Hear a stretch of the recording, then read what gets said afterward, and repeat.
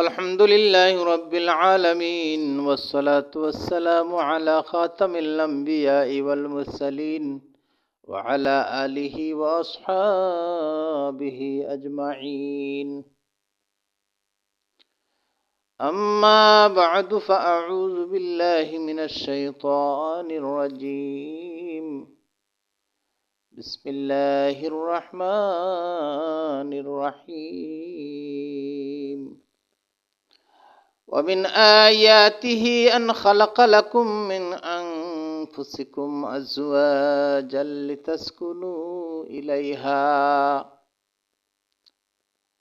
لتسكنوا إليها وجعل بينكم مودة ورحمة.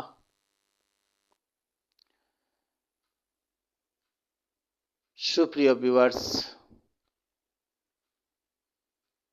আল্লাহ তাআলা বলেছেন যে আল্লাহকে চেনার অন্যতম একটি উপায় হচ্ছে যে তোমাদের মধ্য থেকে তোমাদের সঙ্গিনীকে সৃষ্টি করেছেন যেন তোমরা তার কাছে গিয়ে শান্তি লাভ করতে পারো, প্রশান্তি লাভ করতে পারো, এবং তোমাদের উভয়ের মধ্যে আল্লাহ তাআলা ভালোবাসা এবং রহমত ঢেলে দিয়েছেন। যৌবনে ভালোবাসা, বার্ধক্যে রহমত, দয়া। আয়াতে স্বামী স্ত্রীর কথা বলা হয়েছে।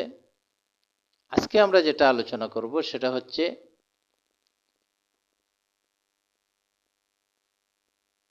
স্বামীর পায়ের নিচে স্ত্রীর বেহেশত। এটা কি কোনো হাদিস নাকি বানোয়াট কথা? উত্তর হচ্ছে এরকম কোনো হাদিস নাই। বিশ্বনবী মুহাম্মদ রাসূলুল্লাহ সাল্লাল্লাহু আলাইহি ওয়াসাল্লাম স্বামীর পায়ের নিচে স্ত্রীর বেহেশত এমন কোনো কথা বলেননি। এটা জাল। মায়ের পদতলে সন্তানের বেহেশত বলা হয়েছে।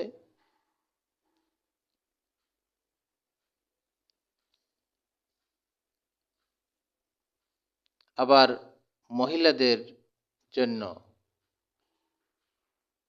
খুবই শর্ট কোর্স জান্নাতে যাওয়ার মাত্র 4টি আমল দেওয়া হয়েছে, যে 4টি আমল যদি তারা করে তাহলে তারা জান্নাতের 8টি দরজা তাদের জন্য খুলে দেওয়া হবে, যে দরজা দিয়ে ইচ্ছা সে জান্নাতে প্রবেশ করবে।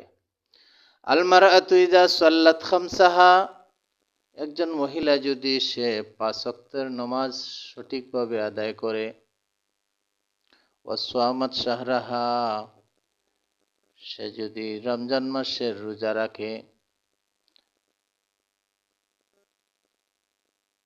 ও আহসানাত ফারজাহা, এবং তার লজ্জাস্থানের যদি সে হেফাজত করে, ও আতাআত বালাহা, এবং তার স্বামীর যদি খেদমত করে,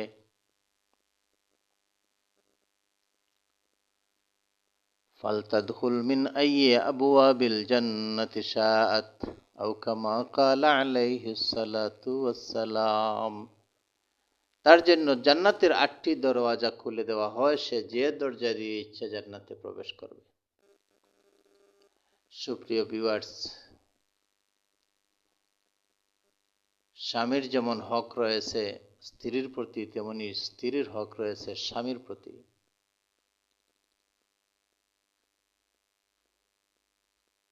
বিশ্বনবী মুহাম্মদ রাসূলুল্লাহ সাল্লাল্লাহু আলাইহি ওয়াসাল্লাম বলেছেন,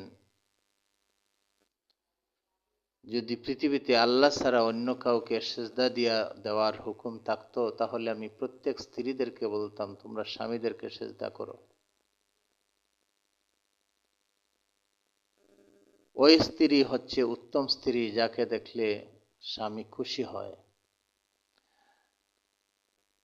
স্বামীর খেদমত করে জান্নাত লাভ করার একটি সুবর্ণ সুযোগ মহিলাদের জন্য। তারা যদি খুশমিজাজে আলাপ করে তাহলে সেটাও নেকির মধ্যে গণ্য হয়।